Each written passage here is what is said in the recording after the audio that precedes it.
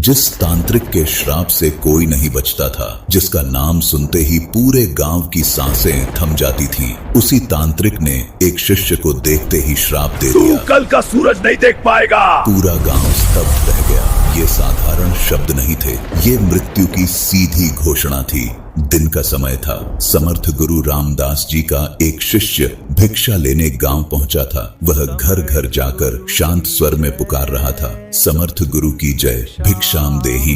तभी एक दरवाजा जोर से खुला और बाहर निकला एक भयानक तांत्रिक, आंखों में क्रोध, स्वर में झर। वह गर्जा, मेरे द्वार पर आकर किसी और का गुणगान करता है, कौन है ये समर्थ? शिष्य ने बिना डरे उत्तर दिया, मेरे गुरु समर्थ रामदास जी, जो सर्व समर्थ हैं। इतना सुनते ही तांत्रिक का अहंकार भड़क उठा। वह क्रोध से कांप उठा और बोला, देखता हूँ कितना सामर्थ्य है तेरे गुरु में। और उसी क्षण उसने श्राप दे दिया, तू कल का उगता सूरज नहीं देख पाएगा। गांव में सन्नाटा छा गया। लोग फुसफुसाने लगे, इस तांत्रिक का श्राप कभी व्यर्थ नहीं जाता।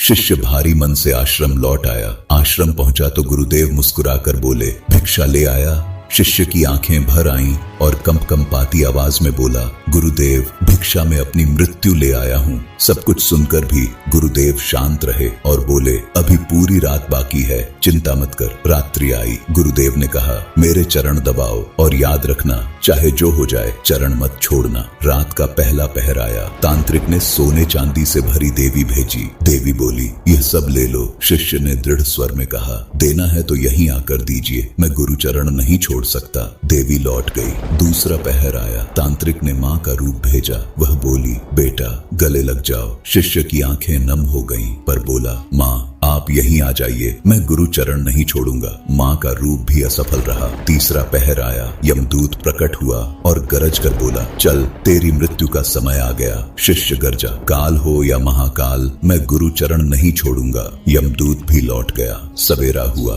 पक्षी चहचहाए, सूरज उगाया। गुरुदेव उठे और मुस्कुरा कर बोले, अरे तुम तो जीवित हो। शिष्य चरणों में गिर पड़ा और आंसू बहते हुए बोला, जिसके सिर पर गुरु का हाथ हो उसे मृत्यु भी छू नहीं सकती।